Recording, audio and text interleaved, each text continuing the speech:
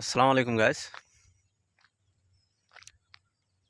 ভাই একটা বাস্তব কথা কি জানেন?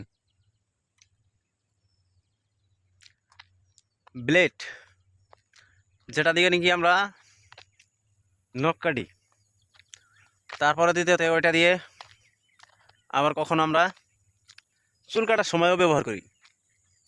সেই ব্লেডটা খুব ধারালো, কিন্তু তার কাম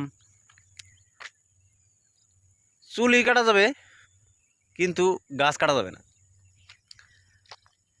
আর দ্বিতীয়ত আর একটা বস্তু হলো কুঠার, যেটাকে আগের ভাইডা ভাষায় বলে কুড়াল। ওইটাও কিন্তু সেই শক্তিশালী, কিন্তু ওইটা দিয়ে কী করা যায় না, চুল কাটা যায় না। তাই বলি, যে বস্তু যে কর্মক্ষেত্রে খাটবে সেটাকে সেখানেই রাখতে লাগে।